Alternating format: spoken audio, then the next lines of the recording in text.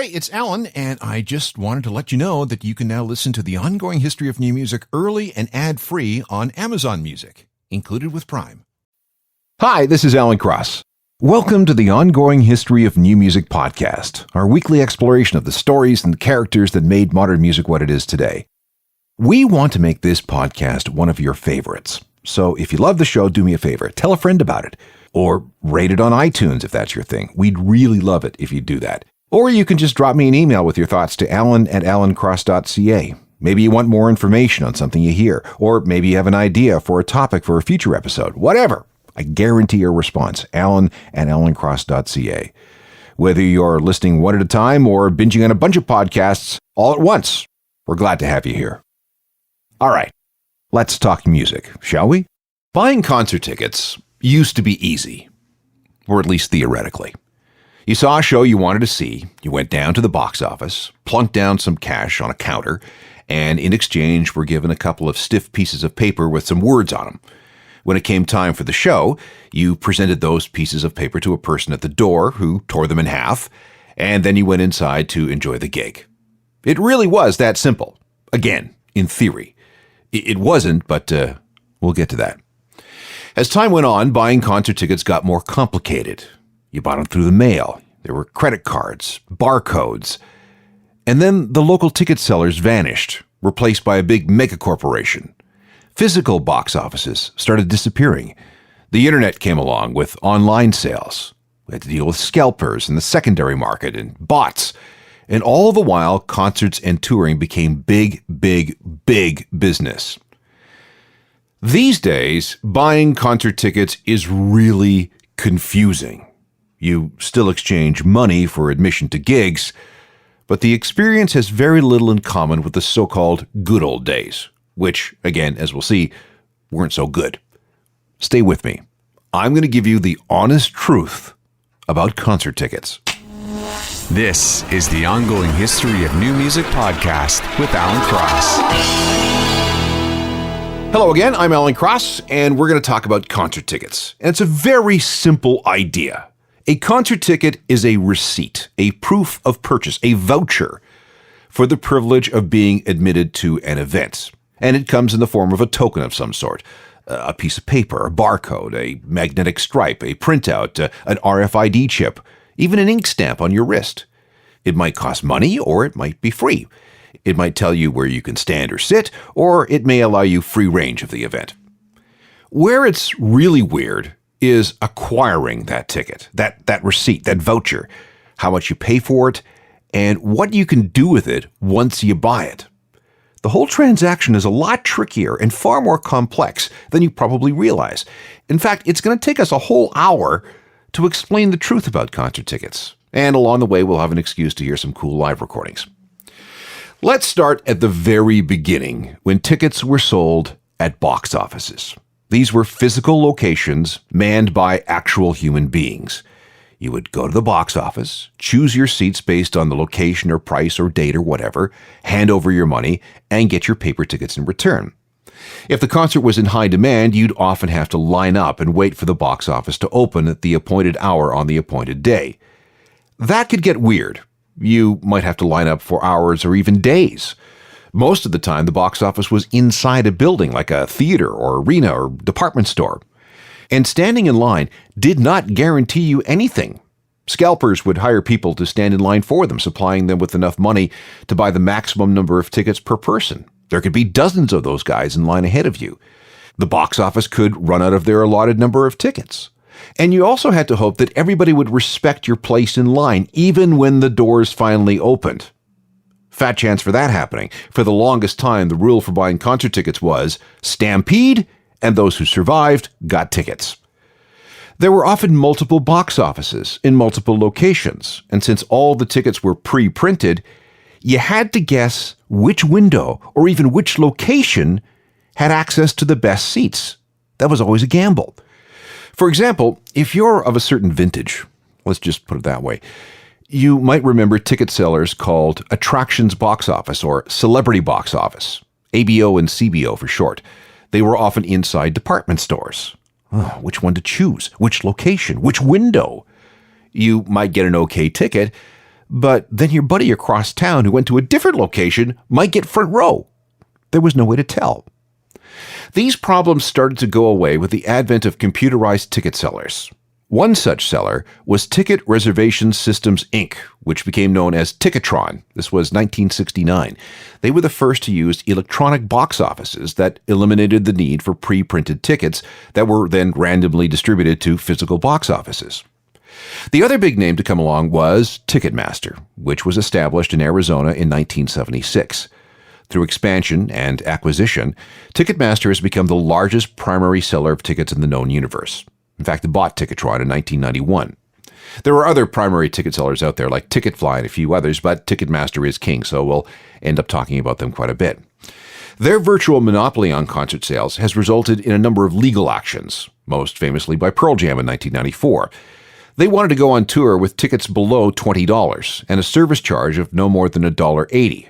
Ticketmaster said, no, we have to charge at least $2 to cover our costs. Despite a good fight, testimony before the U.S. Congress, and an attempt to circumvent Ticketmaster's ticket-selling network, it didn't work. The case accusing Ticketmaster of being anti-competitive collapsed in 1995, and now Ticketmaster is owned by Live Nation, the biggest concert promoter in the world, so their grip on things is even tighter. There have been other legal challenges, but Ticketmaster remains the number one seller of concert tickets anywhere. And now, even Pearl Jam uses them.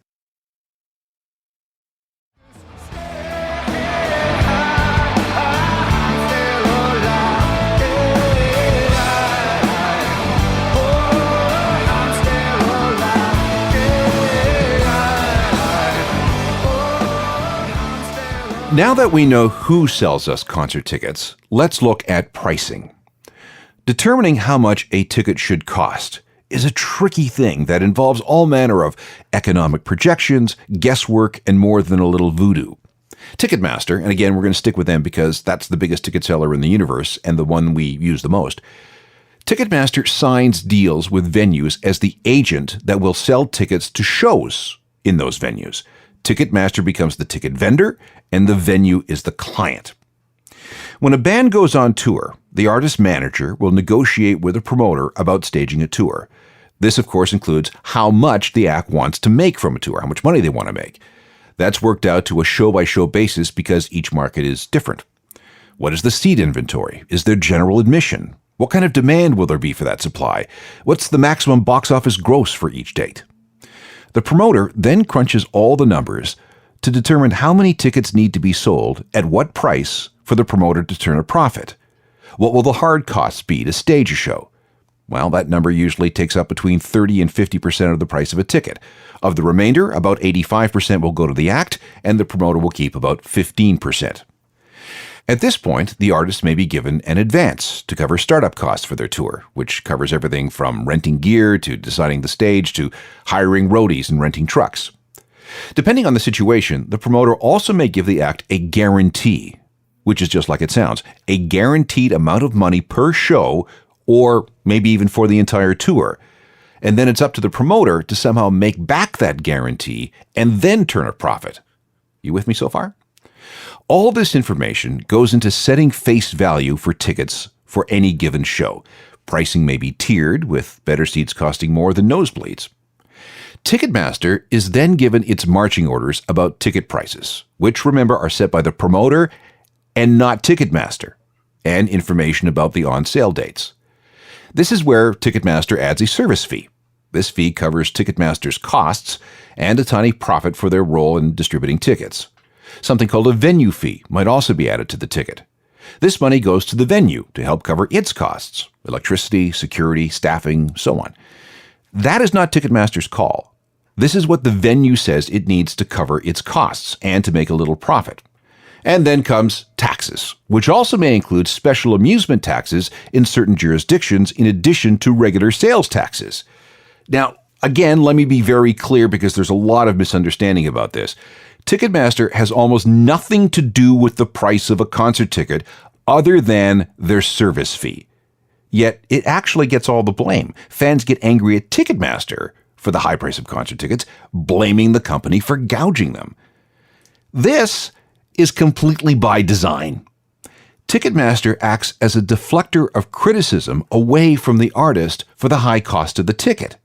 The act is then insulated from most of the fans' wrath and appears to be the good cop in the equation. Clever, huh?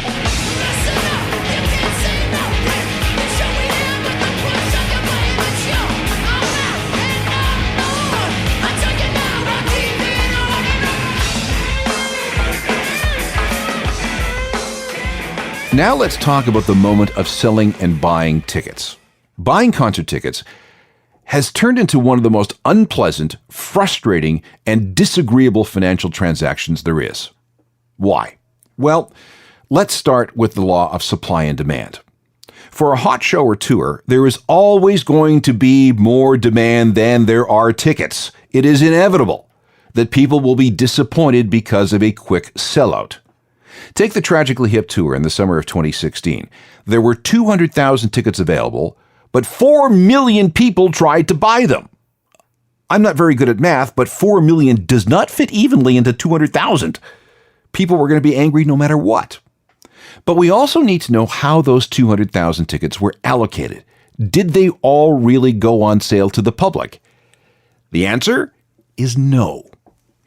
Let's look at a hypothetical situation in which a major act has been booked to play a venue with a stated capacity of 15,000 seats. Where do all those 15,000 tickets go? The first thing you need to know is that not all concert tickets go on sale at the same time. Promoters routinely release blocks of tickets over time as they try to gauge demand for a particular show. If demand is high, more blocks of tickets may be released, and those later blocks may have prices adjusted upwards. Again, supply and demand. This is the silent hand of the market. This is the way capitalism works. Then we have something called holdbacks. Before the general public gets to buy tickets at, say, 10 a.m. on a Friday, tickets are taken out of the pool for special purposes. For example, if the act has a fan club that offers early access to tickets, those need to be pulled from our pile of 15,000. Then there are the credit card offers like American Express's Front of the Line. An estimate is made of how many people may buy tickets that way, so they're pulled from the pile. Radio stations and other media outlets will be given tickets for contesting purposes. Remove those from the pile. Same thing for tickets requested by the record label. Oh, and the band and their guest list, and the venue and their guest list, and sponsors. All of those are taken from that original pile of 15,000 tickets. And the number of holdback tickets is constantly shifting as demand requires as we get closer to the show. So, in the end, how many of those 15,000 tickets are actually available for sale when the clock hits 10 o'clock on Friday morning and the general public can get in on the action? Maybe half, but probably less. So while you were thinking you were competing for 15,000 tickets, you might be competing for 7,000 or 6,000 or 5,000.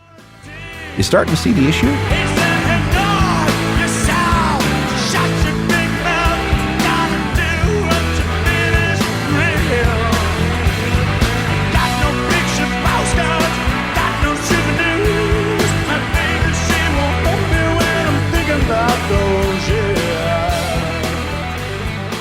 Here's a hint that will improve your chances of getting tickets to a big concert. Sign up for the Acts Fan Club. Sign up for a local radio station's listener club. And consider getting a credit card that comes with advanced ticket buying privileges. None of these things will guarantee you a ticket, but you'll be way ahead of the people who wait for the general on-sale date. This whole program deals with the truth about concert tickets, and the hope is that by the time we're done, you'll understand why buying concert tickets is such a horrible consumer experience, and why little, if anything, can be done about it under the current circumstances. This is when we need to talk about bots, software programs that elbow their way past us poor meatbags to snap up thousands of tickets in seconds. How does this happen? First of all, you need to know that Ticketmaster's computerized systems can process thousands of transactions per minute. Bots take advantage of this by going through the ticket buying process exponentially faster than any human. Okay, wait, hold on, back up. We have to go back to the turn of the century when a guy named Ken Lowson took a hard look at how Ticketmaster and other sellers were getting into the business of closing down physical kiosks and outlets and moving their selling business exclusively online. He already had a company called Wise Guy that specialized in acquiring hard-to-get tickets and started thinking about how to beat these new computerized systems. He found a 17-year-old programmer in Bulgaria who knew that computers could be much faster than humans when it came to following the online purchase prompts. Wise Guy started using this kid's software and was soon gobbling up tickets to big shows all over the continent. Some were sold directly to clients, while others were sold to brokers and scalpers, and the public ended up paying prices far, far above face value. In 2005, Wise Guy hauled in $2.5 million on just one U2 tour. The company spent $200,000 to buy 5,000 memberships in U2's fan club, which was giving fans early access to discounted tickets. But instead of going to fans, Wise Guy scalped them to whoever had the dosh. If you remember that tour, this was the Vertigo tour, you may remember the outcry from fans about not being able to get a coveted spot inside the inner stage ring. A big reason? Ken Lausen, Wise Guy, and that bot program coded by the kid in Bulgaria.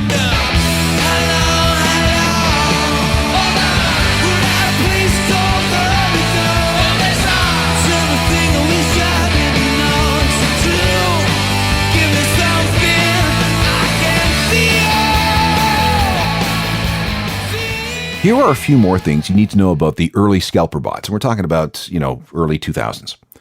Companies like Wise Guy figured out ways to bypass Ticketmaster's security features. For example, we've all seen the CAPTCHA security challenges, where you have to enter a series of letters and numbers in a field to prove that you're human. Now, you would think that Ticketmaster and other sellers would use a near infinite numbers of character combinations, right? Well, no. Lawson and others discovered that Ticketmaster only used about 30,000 combinations. Wise Guy's people simply copied every combination as a JPEG file and entered them all into a database. And then after that, their bots had little trouble breaking through the codes using brute force. Ticketmaster had no idea. They didn't change their capture codes for years, allowing bots to suck up millions of concert tickets. Even when Wise Guy was busted by the FBI, there were many others ready to take its place. And this bot software is now really, really cheap. It takes about 5 seconds to Google some of this software. Some cost less than $100, while other packages are sold for up to $100,000. I've heard of operations where hundreds of modems and computers are set up, each ready to hammer Ticketmaster or whomever thousands of times a second whenever tickets go on sale. And while the capture code situation has improved, they're not as secure as you might think. Ask any programmer about advances made in optical character recognition and artificial intelligence. Now, I need to stress that Ticketmaster hates bots. I've talked to them at length about this. As I told you earlier, they get enough grief over pricing and fees. Their job as a ticket agent is to put fans in seats. And while bots may buy up loads of tickets and help Ticketmaster fulfill the financial end of their obligation, there is no guarantee that those tickets will ever be used by human beings. No artist, no promoter ever wants to see blocks of empty seats, even though they know those seats were sold. They expect, they demand that Ticketmaster deliver them real, live fans. Ticketmaster is throwing loads of technology at the problem of bots, and it really is an arms race. The more security they erect, the more the bot programmers find ways around them. In 2016, Ticketmaster thwarted 5 billion bot hits. But even then, the best success rate they had at some venues was 90%. The bot builders keep finding ways to circumvent the system.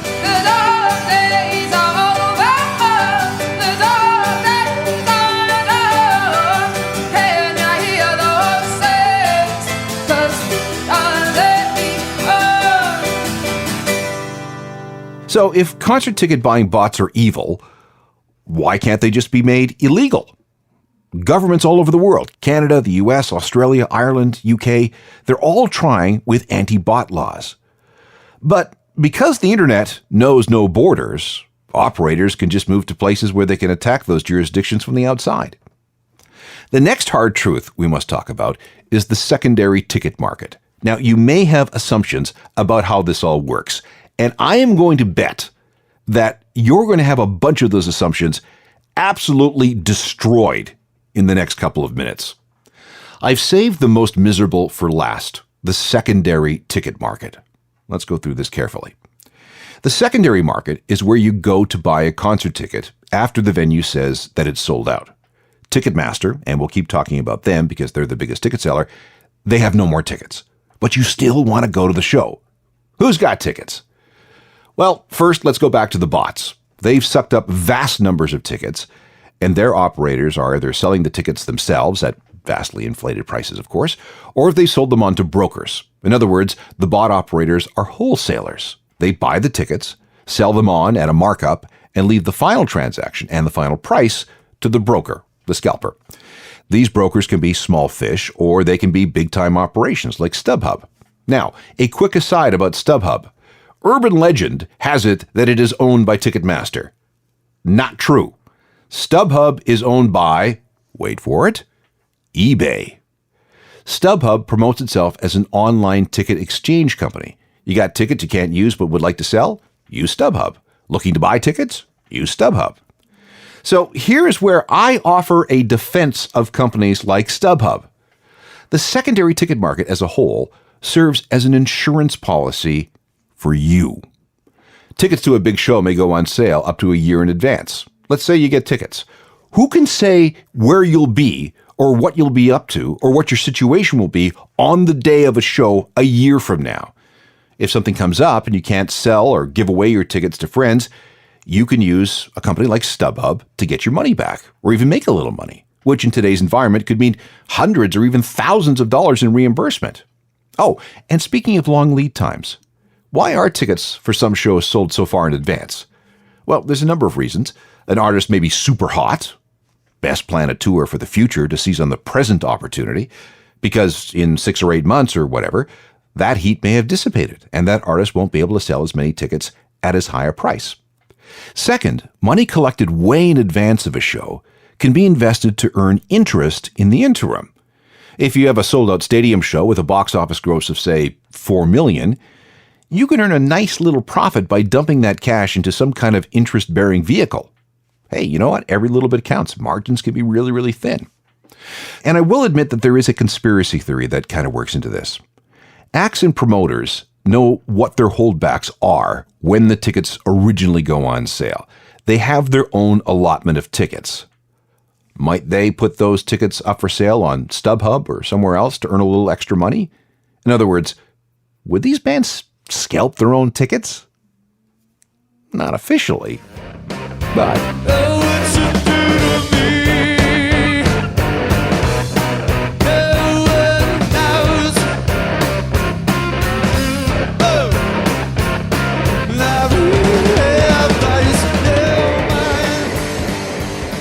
Let's continue with this discussion of the secondary concert ticket market.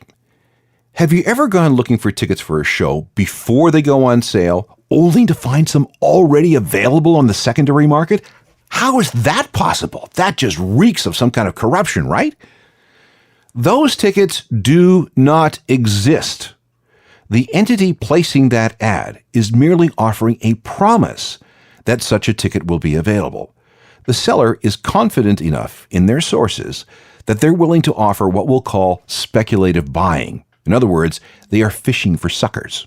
But let's say you bite. You may in fact end up with the tickets as advertised. Or you may end up with slightly different tickets. Or vastly different tickets. Or you may get scammed entirely and lose your money. You may also wonder how ticket prices are set on the secondary market. Well, they're guesstimates based on the law of supply and demand, and pricing is very dynamic. Depending on the heat surrounding a particular show, prices may go up or prices may go down.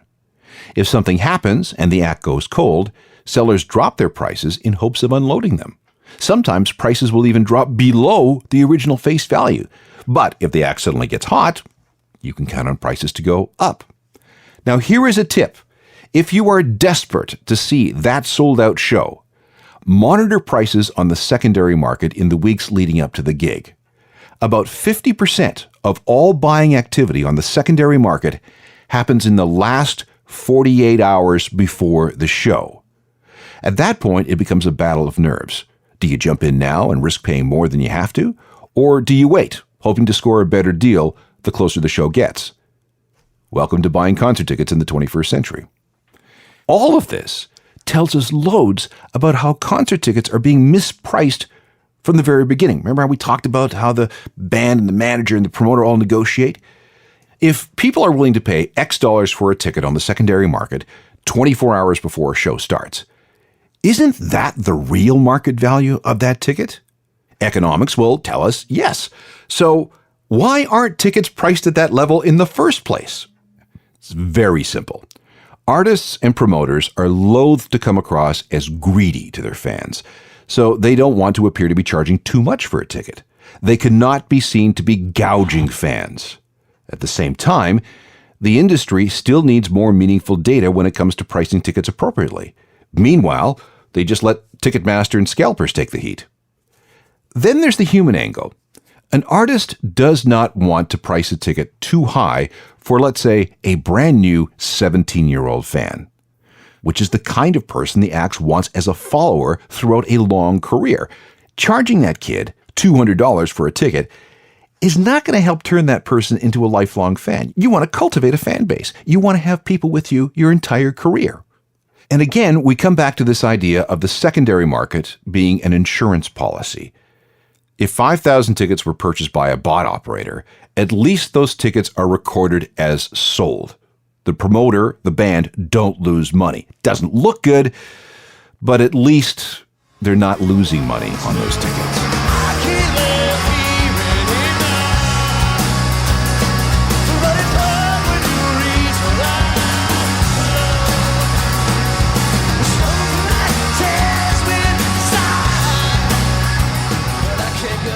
There are many people vying to fix the situation with concert tickets.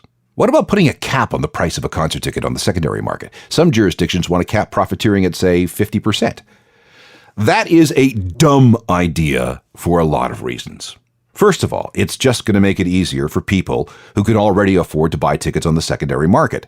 Second, it's going to force some aspects of the secondary market further underground, where there are zero consumer protections. Say what you want about StubHub, but at least there are some protections for the buyers and the sellers.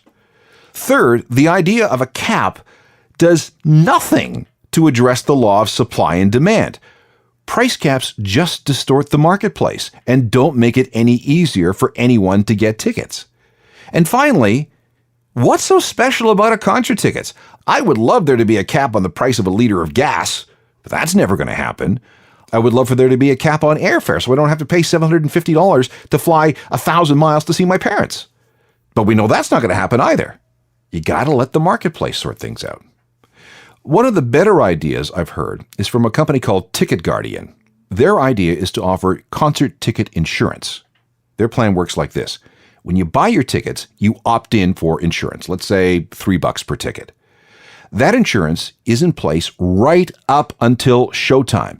If you can't use your ticket for whatever reason, you enter the number of that ticket into the Ticket Guardian app, and bam, that ticket is invalidated, your full purchase price gets credited to your credit card, and now the promoter has that ticket, which can be sold at the going market rate. Seems fair to me. That's certainly way better than having your ticket's barcode tied to just you, making it impossible for you to easily transfer the ticket to someone else. Well, that's a whole other thing, making concert tickets transferable. Well, we got to leave that discussion for another time. As you can see, every issue surrounding concert tickets is complex and miserable. There are no easy solutions because it all comes down to that pesky thing called supply and demand. There will always be more bums than there are seats. You got to be lucky, you got to have the cash, and it doesn't hurt to have the connections. That's the way it is, at least for now.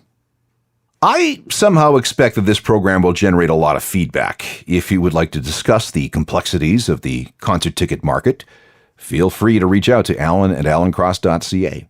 You can also find me through Facebook, Instagram, Twitter, and Google+, and I also spend a lot of time updating my official webpage, which is ajournalofmusicalthings.com. It also comes with a free daily newsletter featuring all kinds of music news and information in your inbox by 10 a.m. Eastern every day. And don't forget about all the podcasts. As soon as an episode runs on the radio, it gets turned into a podcast. You can subscribe through iTunes or wherever you get your on-demand audio. Technical production for all this is by Rob Johnston. I'm Alan Cross. You've been listening to the Ongoing History of New Music podcast with Alan Cross. Subscribe to the podcast through iTunes, Google Play, Stitcher, Spotify, and everywhere you find your favorite podcasts.